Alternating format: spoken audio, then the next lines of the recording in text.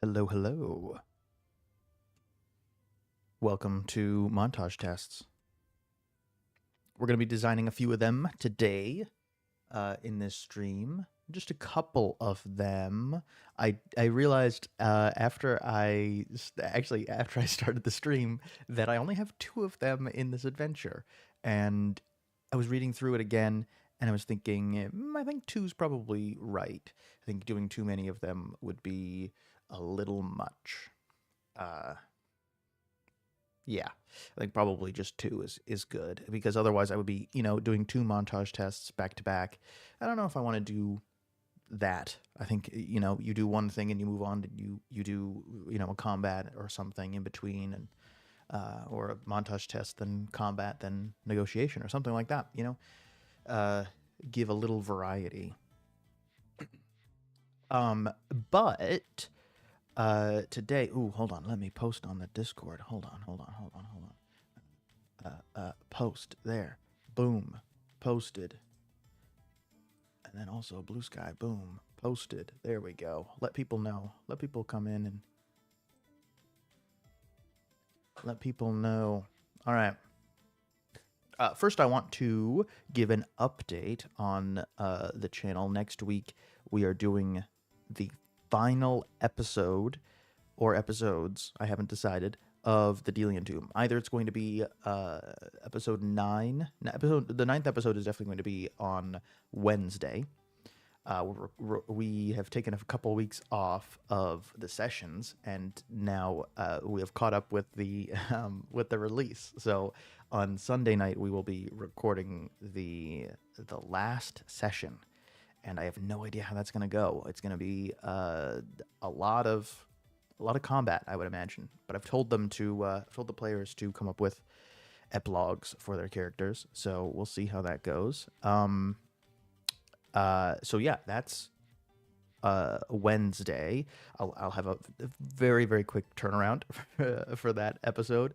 I say we might do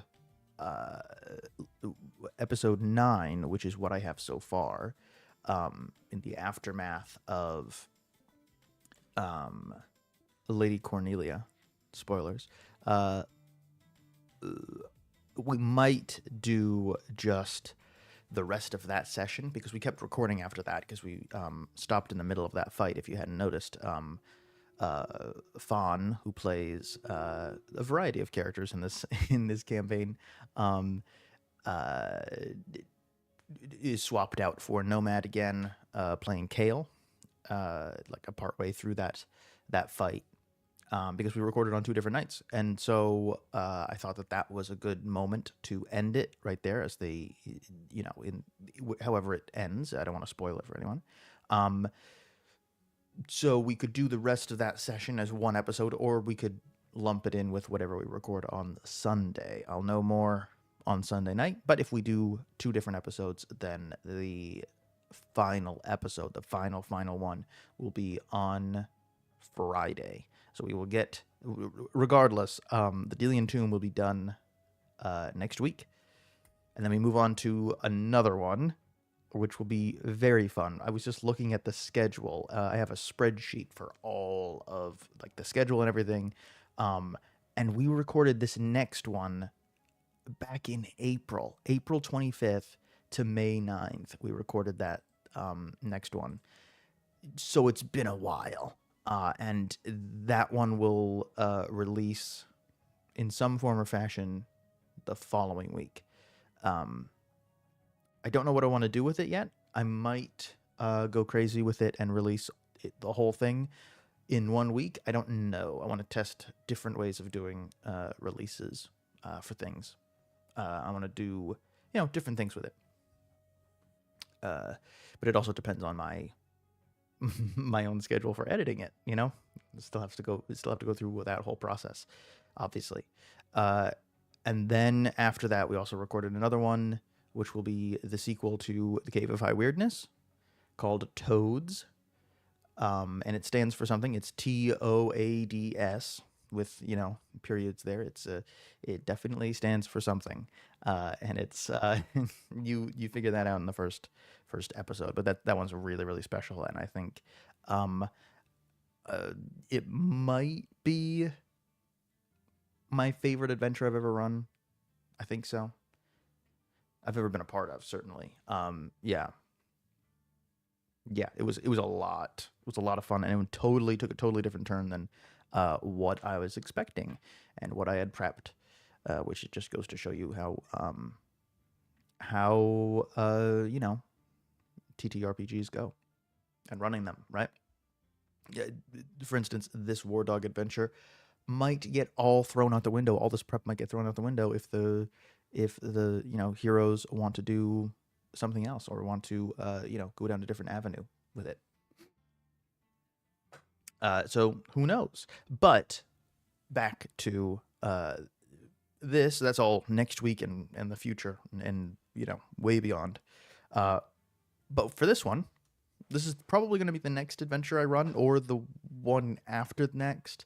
I haven't really decided. I need to decide in the next couple days what I'm going to run next for scheduling reasons. But I think this one will be... I'm definitely going to run it. It's just, it might be months before you actually see it on the channel in its true form. But yeah, I'm really going to run this. I'm going to run this first. Well, I don't know first, but I'm going to run it in person for my friends who I've played D&D with for years. They've never played Draw Steel. They've never made a power roll or anything like that. And I'm going to run it for them. We'll see how they like the system. Again, this is about introducing my friends to Draw Steel in the best way that I think I can. And I think this adventure, ticks all the boxes, right? It has negotiation, it has combat, it has montage tests, it has the potential for a respite. Yeah, has everything you need in it. So, the basic premise here is that there's an A plot and a B plot. B plot is very, very minimal, more of an annoyance, really. Basically, the Dalrath Keep has been under attack by war dogs, and the heroes are sent. The war dogs have like highly powerful magic items that they're getting, and the people of the town are like, well, how are they getting these things? And the town figures out that it's actually the High Elves who have made a deal with Ajax. This is all lore accurate for the most part, except for the Sky City that's going to come up later. But the heroes are sent by Dalrath Keep to go to this Sky City and negotiate with the High Elves there. Again, the end goal of this part of the adventure is a negotiation, and that's what I've kind of... I haven't flexed those muscles for a negotiation. We designed that all yesterday on stream, but I'm looking forward to flexing those muscles and getting better at that. I think I'm all right with combat, but I want to get better at negotiations. So, they're sent to negotiate with them, and hopefully they succeed, and they fight some war dogs and undead and humans along the way. Again, I've designed most of this on stream. I had the basic concept for building up to a negotiation, that kind of stuff, and I wanted to do a war dog adventure that builds up the war dogs throughout the adventure, and you finally meet them at the end of the first act. And yeah, so now we're going to design some interesting montage tests. Again, there's only 2 of them, but I think we can come up with something that's interesting. Something that's cool.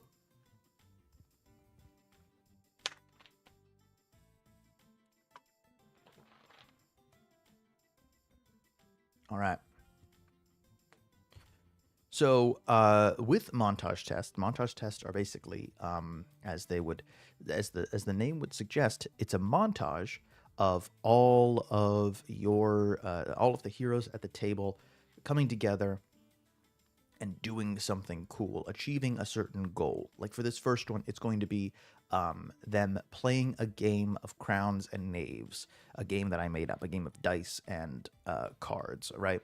And it's them trying to win the game essentially, and it will be you have certain endings for it. You either get a total success, a partial success, or a total failure, and we will see how that goes. You know you have to roll a bunch of dice as you would imagine. You just make a bunch of tests and you try to get a certain success limit. Here it is here. Yeah, you can't use the same skill twice. Time and stakes. Again, the stakes are quite low with this first one. It's literally just the rival party that they are going to. That's the B plot that I was talking about earlier. The rival party is following them, and they're kind of a thorn in their side. They're more like annoying than anything else, right? And they, at the very beginning of the adventure, they challenge the players to, or the heroes rather, to a game of dice and cards, right? So that you get into, again, this is the integration of both role playing and of rolling dice, and the dice mechanic, and understanding a power roll, understanding a test, all of that.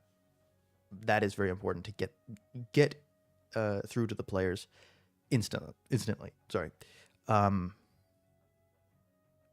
So time and stakes. I think it's probably for this one. We have to introduce. Okay, let's first title this montage test rules. So we're gonna name this crowns and knaves. Just a name I just thought up, and just was like, ooh, that kind of sounds cool. That sounds like a real game that someone would play, right?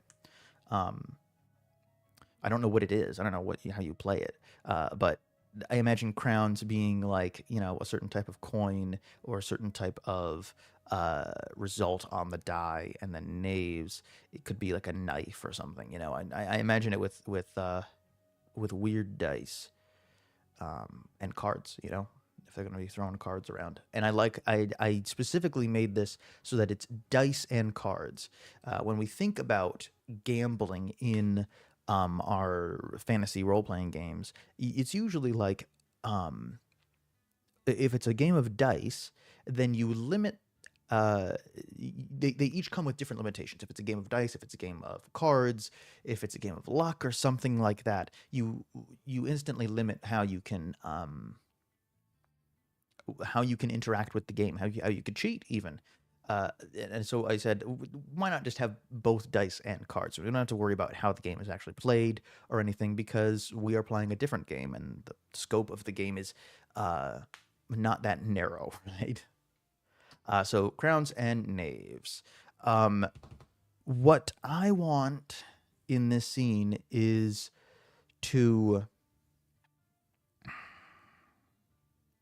I want the heroes to walk away from this really not liking the rival party, right? And to set the idea in there, to get the point across that the rival party, they are they're not heroes like the heroes are. They're not. They're willing to cheat. They are in it for gold, cash, rewards, all that stuff. And you need to differentiate between the heroes and the rivals. You have to differentiate between them in that first moment. Because if I pitch this game as, this is you are an established hero, you know what you're doing, you are known in the land, people know of you, then that you have some renown. Maybe these rivals have renown, but it's negative renown, like in a montage or in a negotiation, where you can turn that renown against the heroes to some extent. Obviously, I'm embellishing, but you can, like, there's a mechanic for that. I think it's if you're infamous and or famous, I believe that's the kind of the mechanic that they use, or the terminology that they use. So these are all just the rules. We want to introduce some challenges here. Basically, they're going to narratively, you're rolling dice and making tests to tell a story of this montage, to tell a story of how did you get to the end result of either a total success, partial success, or total failure based on the results of the dice, right? If you're getting a lot of low rolls, and I'm setting the difficulty to easy, moderate, or I forget what they are. Is that literally just the difficulty of each roll? There's a difficulty level for a medium test or hard, something like that. I'm not sure, but you're all collectively saying, "Hey, I think when you're doing this, I'm doing this." When someone else is counting the cards, or dealing out the cards, I'm secretly counting the cards or loading the dice or something. It's all of you coming together and saying, what cool little moment do you each individually have that ties into the whole framework of them playing a game. And do they cheat? Do they try to cheat? Do they, all these different things that they can do. A lot of it's cheating, actually, with with a game like this, or spotting them, right? So you have what I want to do is I want to introduce a lot of challenges, because each of the players will be coming up with ideas of, what am I trying to do in this montage test that is difficult, that is dramatic enough to warrant a roll. And I want to have a few of those in the chamber for the heroes, right? And I want them to be kind of, since I'm designing this knowing that I'm going to be giving them pre-gens that are the iconic heroes, 5 of the iconic heroes, I can come up with a few that are very specific to the characters. So let's come up with one for Gwyleth, I believe her name is. Yeah, Gwyl. Oh my god, I'm Gwyleth. How do you spell?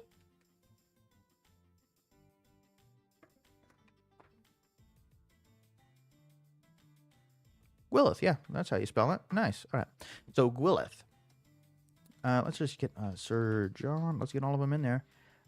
Sir Vant. Short for Sir Vanticalisax, of course. The Dragon Knight censor. Who else is in there? Oh, Embers. And I believe Corva. Yeah, that looks right. Okay. So we need one for each. Gwyleth is the shadow. So I think that's pretty easy for a game of cards, right? You're going to be either you're loading the deck of cards in your favor, or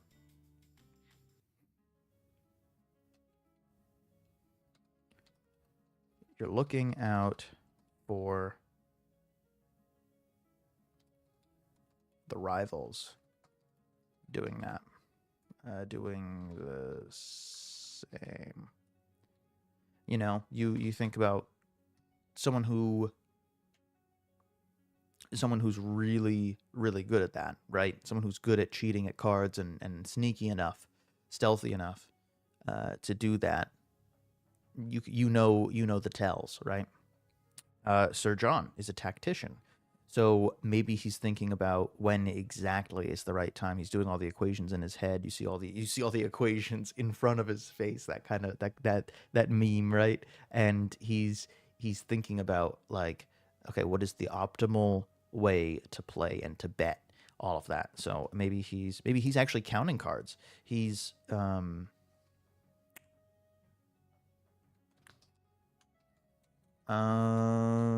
yeah, counting cards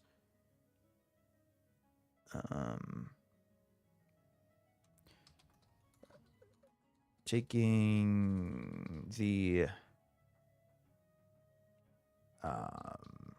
tactical approach. Tactical is not the word I was going to use, but it's good enough. Taking the optimal.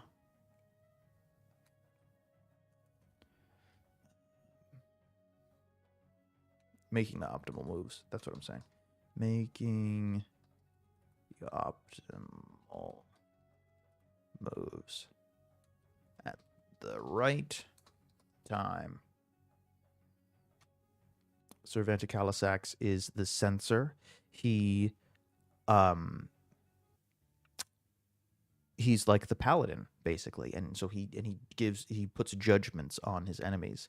So maybe he's looking at he's trying to read the people. He's trying to read if the rivals have a good hand or a bad hand. So he's trying to read the rivals for to tell if they have a good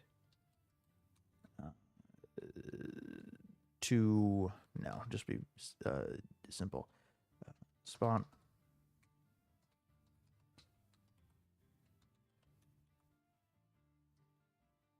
Embers is the high elf void mage. How could a void mage use her magics and her skill like that? She could cheat.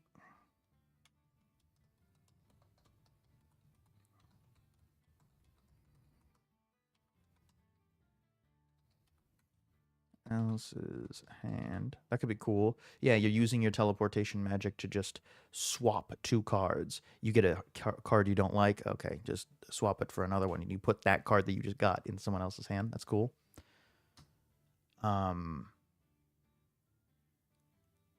Corva could intimidate. Yeah, intimidate.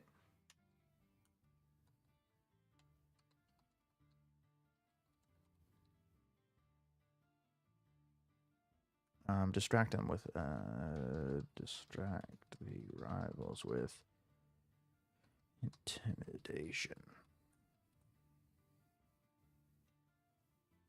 Again, these are all just to kind of get the players thinking about it. Get the players thinking about, hey, how could we do this? How can we get this done? Here we will put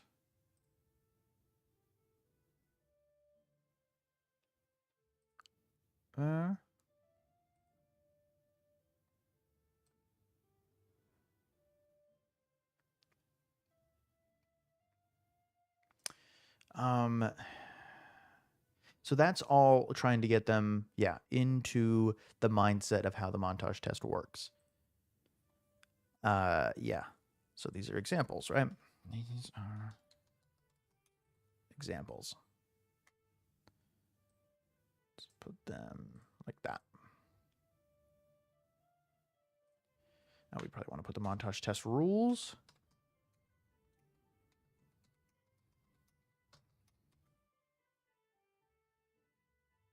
So we want to make this.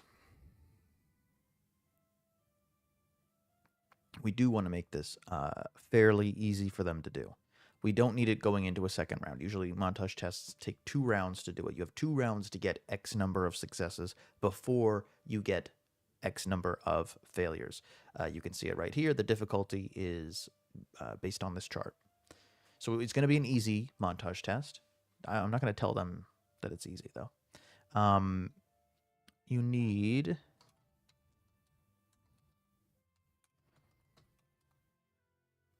5 successes before you get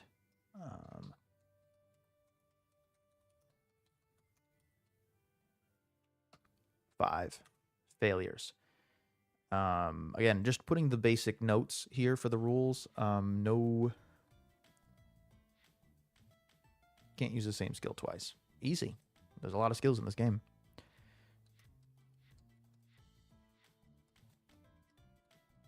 I know how to run a montage test, so I don't need to put all the rules here, but I need to put the most important bits of like the rules there to give them a bit of a framework, and then give them examples of, hey, these are the types of things that you can do. And I might not give them, I might not say, I might just delete all these names here, and uh, I don't know.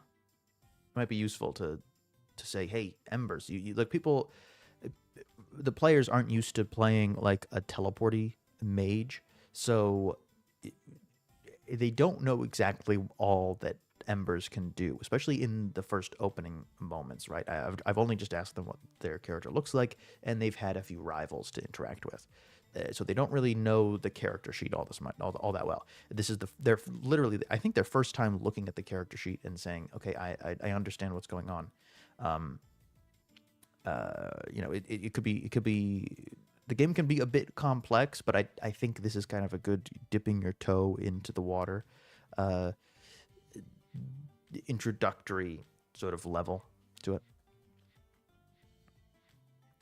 So here are some of the examples of things that they can do. Let's come up with some challenges. Let's come up with some cool challenges. Here are they introducing more challenges.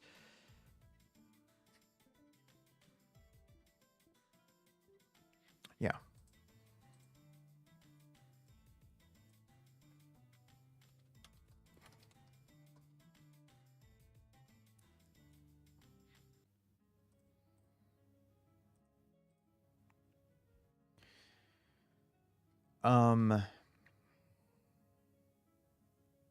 So looking at these rivals,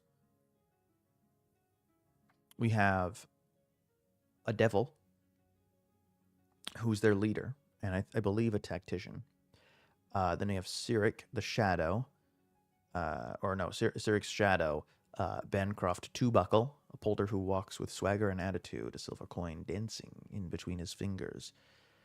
Again, these types of descriptions paint a picture of who this person is, who these people are, and what they can do. Like who, if he's got a silver coin dancing between his fingers, what does that tell you? He's got sticky fingers, right? That's what I would assume. There's a human revenant called just the Watcher, a half giant Hakan. I gotta change some of this because he's not an earth elementalist anymore. Change this later. And I'll bold that for later. Then we have a dwarf, an angry dwarf. Maybe some of these things can backfire or something, but you do want to come up with these are examples of how they can use their skills, and then I want to throw in a couple of challenges in there, just to say, just again, have in my back pocket. Ideally, the players will come up with all these ideas, and they will roll fairly well, and they will get done with this and move on to the next part, and we can all have some fun. But I do want to have some more things, because I've run montage tests before for 5e, and they've been the reception has been lukewarm, and so I want to see how Draw Steel does a different how they react to that, really. So what I want are a few challenges, maybe. I mean, looking at what these characters can do.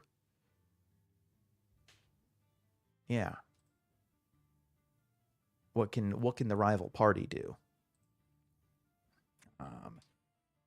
Spilling drinks all over the table.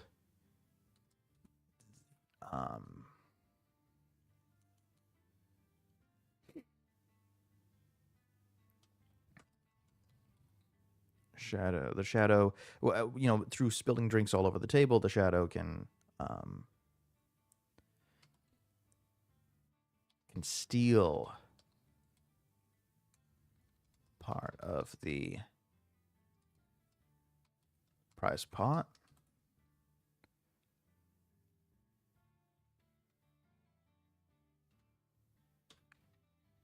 Not can steal, they steal. Steal's part of the prize pot.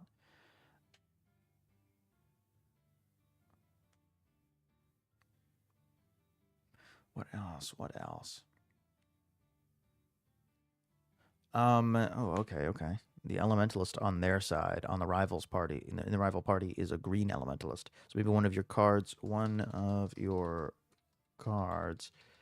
has turned into a leaf. Where did it go?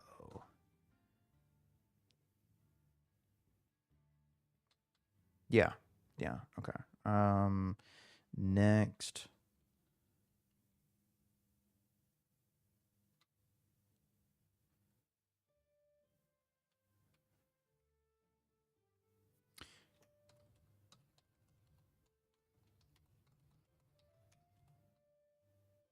Did someone swap out the dice? That'd be cool. Something that you notice, you know. I think that these could also be like rewards as well. These could be like when you roll like a tier 3 during I believe an easy test or something like that, or a moderate test, something. So the one in the middle, you get a reward for rolling high enough, and so you succeed with a reward. So maybe these could be like a reward, and then also kind of baiting you to suss out what that means, right? Like, did someone swap out the dice? That's a good reward that for a player to then also spark another more conversation at the table instead of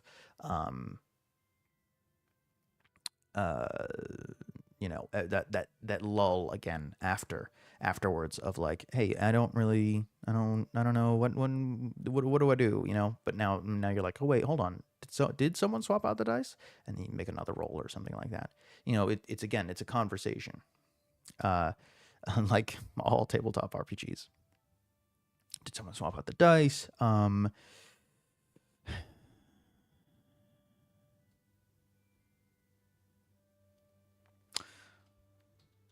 Something about them winning a hand or something. The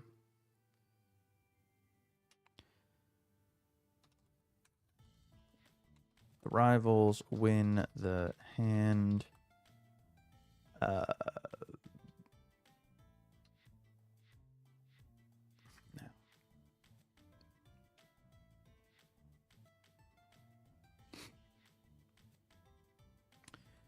Something like this. The rivals win the current hand. Again, I don't know if this is entertaining at all. This is me just thinking about what would be an interesting setbacks or interesting things to overcome, I guess.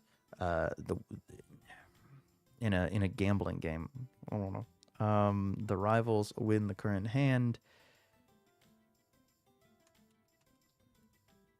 but you gain an advantage of some sort. You gain an advantage. And again, some of these things in brackets or parentheses or wherever, they are things that I can come up with on the fly at the table. So this is just a prompt mostly for me. The rivals win the current hand, and then I can link it back to something that's already been said or touched upon earlier in the session. I think those are good challenges. What I want to find out, what are the successes here?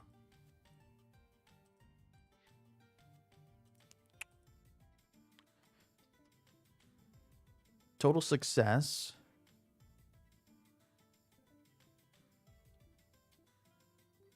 Total success would be like the heroes, they got to get something, right? They got to get gold, but we don't track gold and draw steel. You just track, wealth on a larger scale. So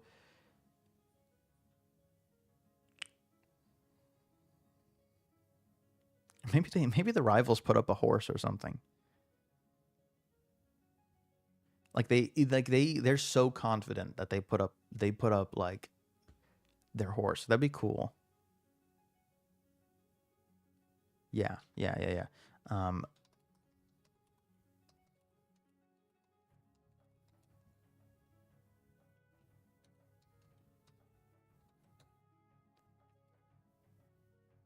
It's collateral.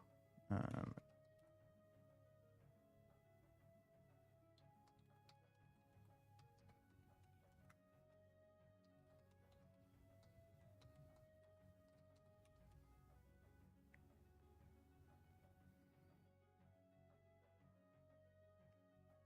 the rivals tried to cheat. They're kicked out of the tavern. Partial success. You break even.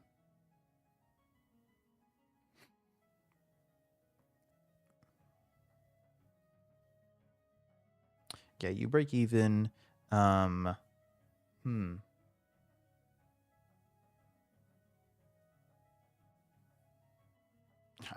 The total failure could be cool that you just lose one wealth. I don't know the gambling got so out of hand that you actually lost a wealth. I don't know. I don't know if that's crazy. That's crazy. Uh, the stakes aren't that high. Um, Again, this doesn't have to be very gamey either. I think a lot of montage tests, the stakes are very very high, and they should be, right, for some of them. But for this one, they're very low. The stakes are very low. It's more like your reputation. Um,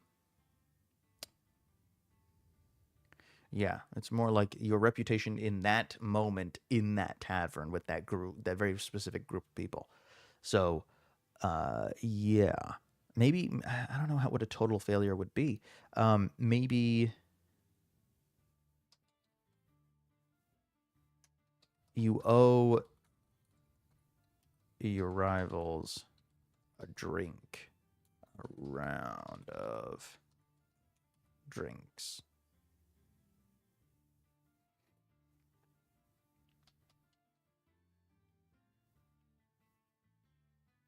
Yeah, I kind of like that. It's very likely that it'll be a total success. It's very likely. A partial success. So, let's see what a total success is.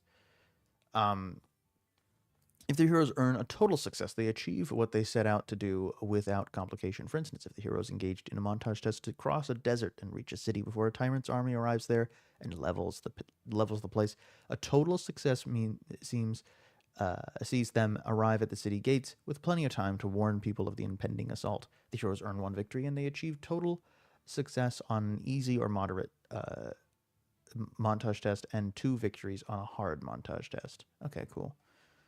Um, yeah, total failure is that. Um, yeah, okay, so these are the outcomes. Montage tests can have 3 different outcomes. If the heroes hit the success limit before hitting the failure limit or before the time runs out for the test, they achieve total success. If the heroes, which is the most likely outcome, 5 and 5, like for this limit, is very, like they would have to, it would last a very long time.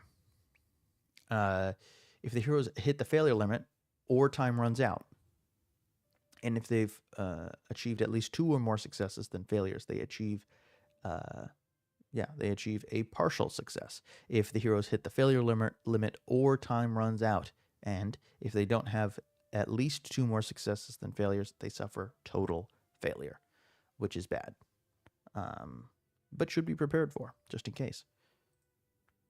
Partial success, you break even.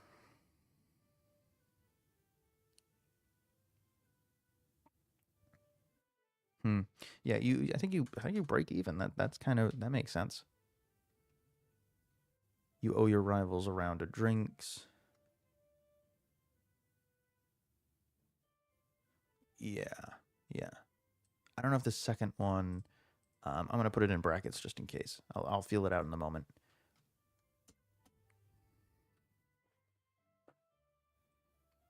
Because that's kind of taking a little bit of agency away if they get kicked out of the tavern. If the rivals get kicked out of the tavern, taking a little bit of agency away from the players, a little bit, because they could use that information later. So what we have thus far is that it's a montage test for playing a game of cards and dice. The success limit is 5. The failure limit is also 5, and you can't use the same skill twice. Examples we have for Gwyleth, the Shadow. Either you're loading the deck of cards in your favor, or you're looking out for the rivals doing the same. I like that. Yeah. Sir John is counting the cards, making the optimal moves at the right time. Sir Vanticalisax is reading the rivals to spot their tell. Their tells, and Embers is cheating by teleporting a card to someone else's hand. Something pretty harmless. And then Corva is distracting the rivals with intimidation. All of these are just examples, of course, of what the heroes could do. Some challenges are spilling the drinks all over the table. The Shadow steals part of the prize pot. So, wow. One of your cards is turned into a leaf. Where did it go? When did the Hakan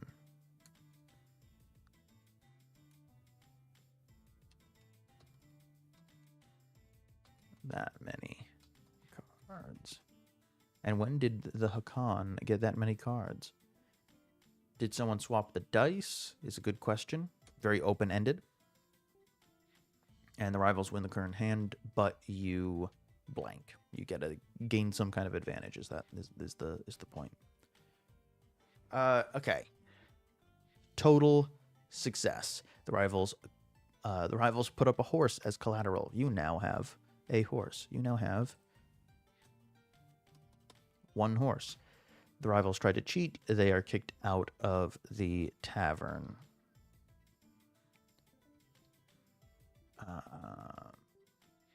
Maybe a better one is you can have them thrown out of the tavern. Yeah, I like that better. Partial success is you break even. Might need to add something to that later. You break even. No, I'll think of something. You owe your rivals a round of drinks.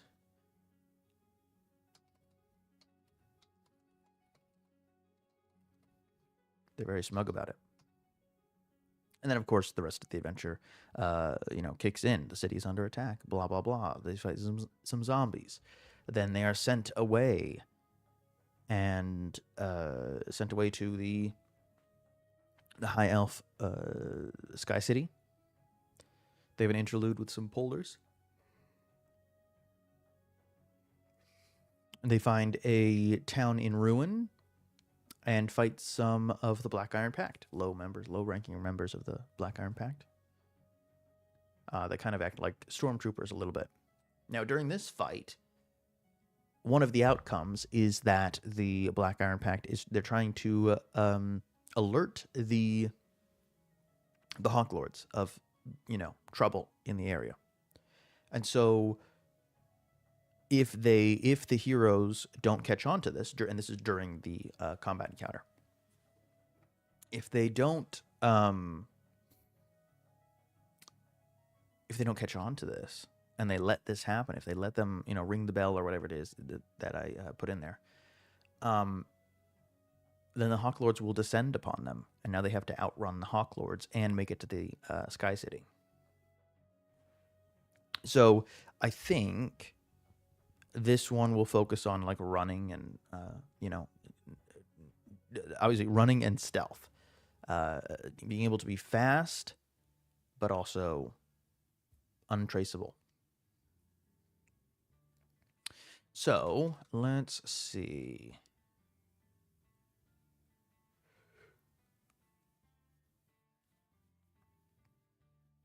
Let's just bring all this over here. Again, it's probably going to be a shorter stream. I think I want to stream later in the week. Maybe Saturday because I'm running tomorrow. I want to design some kind of chase scene. I think I might be streaming that. I don't know. It depends because this adventure, this first act of the adventure, is pretty much wrapped up after we're done with this. After done with this, I just got to fill in a few details, and that's it. I think for the whole first part, which is the only bit that I need to know. Right? Oh my god.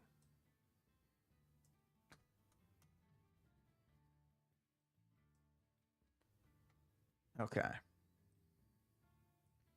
Again, total failure in this. The stakes now with this one, the stakes are really, really high. They don't want to get into another fight. Is the assumption. You gotta again build up the Hawk Lords as these aerial fighters who are really tough.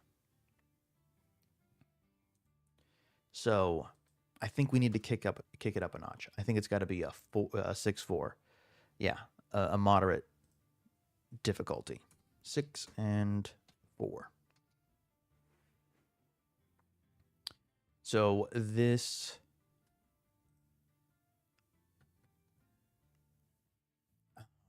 using the cover of the trees.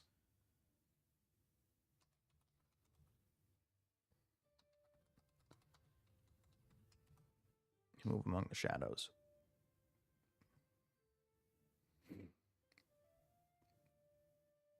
Sir John would probably know. Again, outrunning the or staying one step ahead of the Hawk Lords is tough. Presumably, the Hawk Lords, I mean, they can obviously catch up with the heroes because the heroes are only on foot. So that's going to be tough. Presumably, the Hawk Lords will be around, about the area, and there's always the potential of them swooping in and finding them.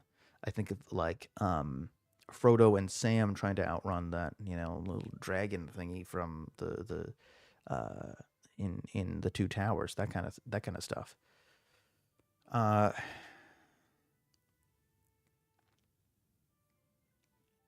What could Sir John do? God. Sir John is a tactician. He could think about it tactically. Think about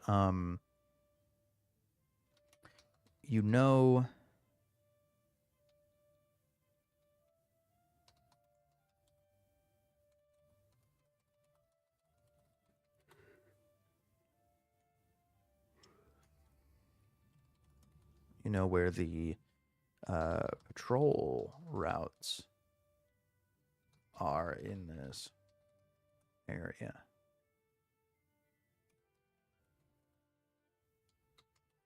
Places to avoid. Serve anti-Calisax. What does a sensor do to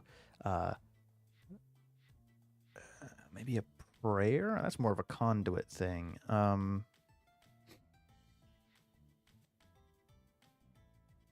We'll go back to Serve anti-Calisax. Embers.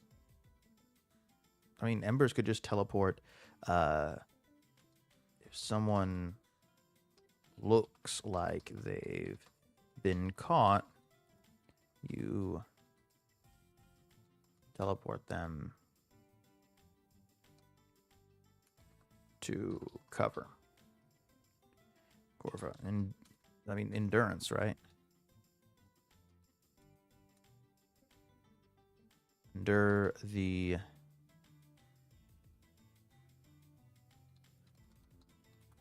constant hike, I guess. That makes sense.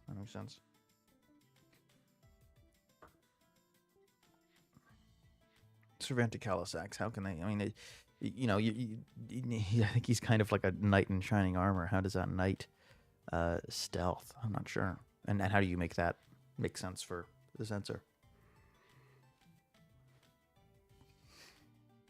Huh. I'm not sure. I'll come back to that.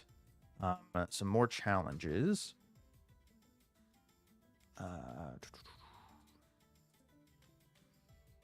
Well, I mean, some more challenges are that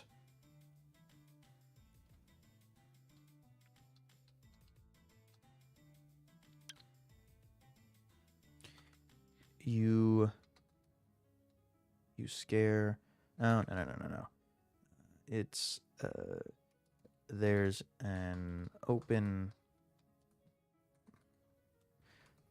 plane. There's a long open plane between you and the next section of cover. That's just a challenge. Again, don't provide the solutions for them. That's what they're for.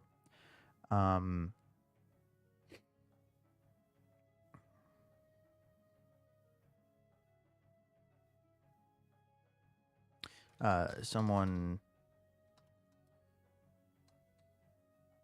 gets injured and is slowing you down.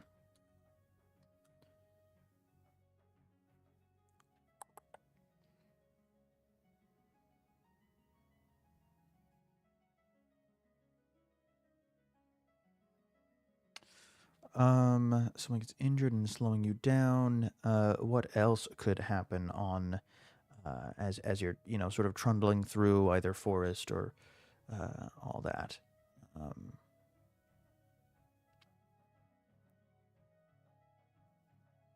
Sir Venticalisax can fly. He's got wings, right? So he could just say,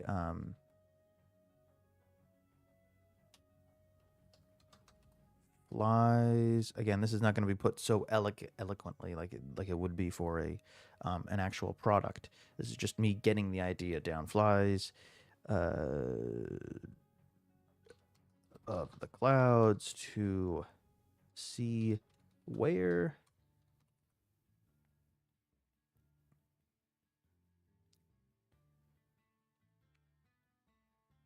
the Hawk Lords are. Yeah.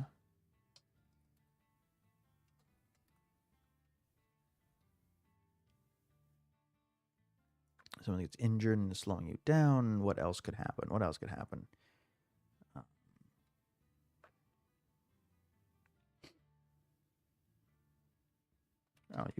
You have to avoid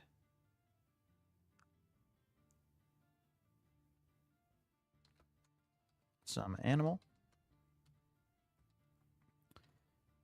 in their territory. Animal or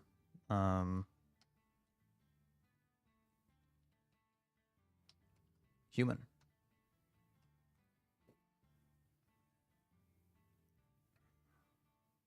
Yeah, I think that's probably enough for challenges. I think I can come up with more on the fly for like when we're actually in the moment. So we need to find out what the total failure. Okay, so total failure is probably getting caught by the Hawk Lords. How do I fit that into the adventure while also not derailing it completely? Again, this is probably unlikely unless they roll 4 failures right in a row. I think that they can probably do it. So you do have to kind of take it with a grain of salt, but I think you do need a backup encounter in your back pocket. An encounter where it's your objective is literally just running away, maybe. Trying to lose the Hawk Lords. Okay. Design an encounter where the objective is outrunning the Hawk Lords with many obstacles in the hero's way. Again, that's something that I'll probably do off stream and think of something like that. Again, not really engaging with the Hawk Lords. It's them trying to get from one point to the other point, and yeah, definitely a little more free form of an encounter, I think. Yeah, yeah, that could be cool. That could be cool. I could design something where it's like a big long stretch, and you have to get to what would be a safe place the from the Hawk Lords. I mean, somewhere where they have cover, right? A forest or something. Yeah, yeah. You have to get to the woods, get to the tree line.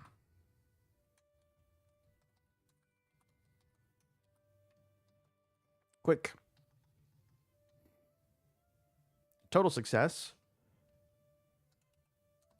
The Hawk Lords.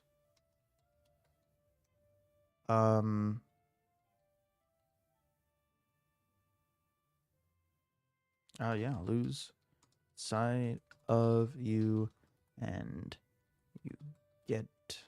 you arrive at the Sky City.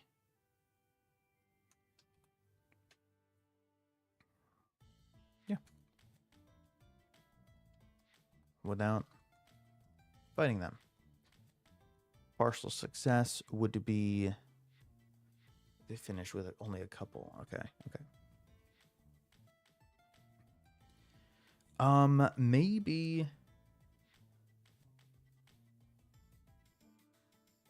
you spend a couple recoveries, yeah.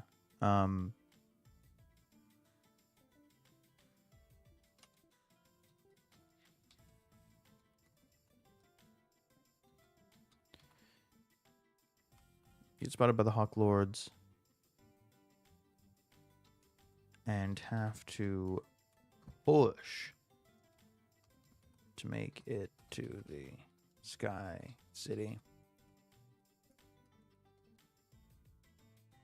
Yeah, you each lose 2 recoveries.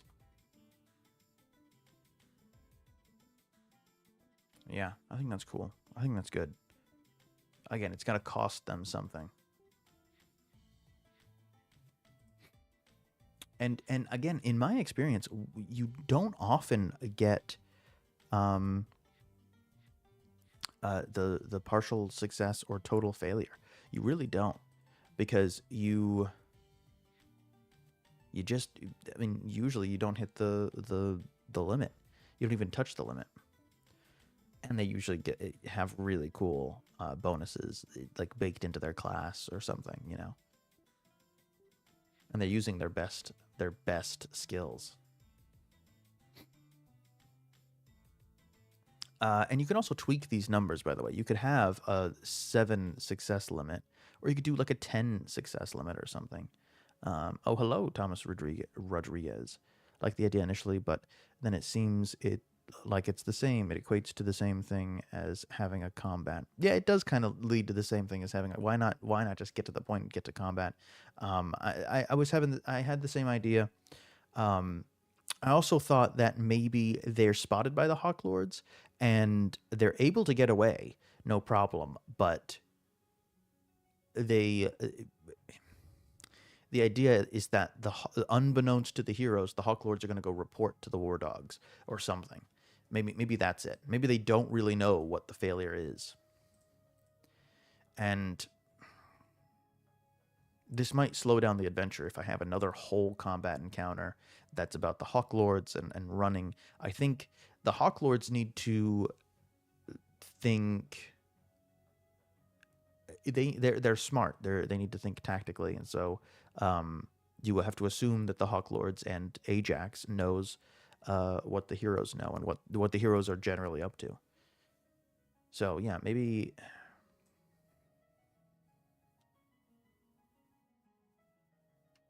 Yeah, the Hawk Lords report to the War Dogs, who, when they show up later, have maybe more malice, have more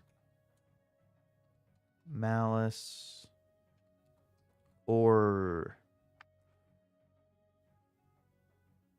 something else. They like the war dog encounter that I have planned for later after the negotiation is tough. Maybe they bring reinforcements, or yeah, they bring yeah, they bring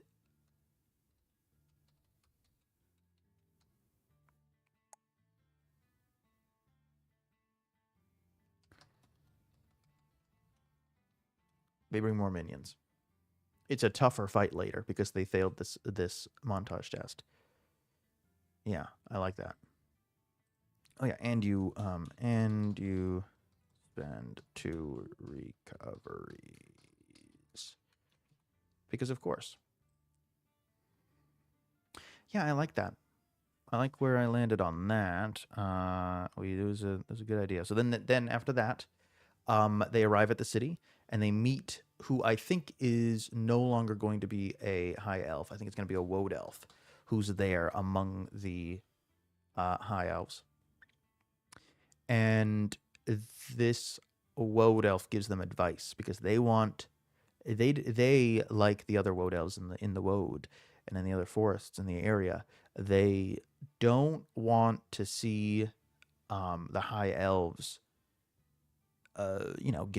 trading with Ajax. They don't like that, and they're kind of woad elves are definitely more rebellious than high elves. So I think that, at least in my head, I don't know, maybe that's my own perception of it, that I think it should be a woad elf. But I think that the woad elf's going to help them and could potentially be their retainer later. Yeah. And then they have this negotiation with the last drop of wine in an ocean of sorrow. That is the high elf's name. And they have this whole negotiation. And they either get another retainer there or elsewhere through the woad elf. And then the war dogs come back. They come for their magic item that they were promised. Yeah, and then after this, I get cheeky and I say,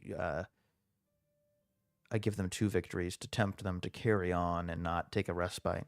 I mean, maybe it'll be way too easy. You know, maybe they'll still be, maybe they will have like a good number of recoveries left. I'm not sure.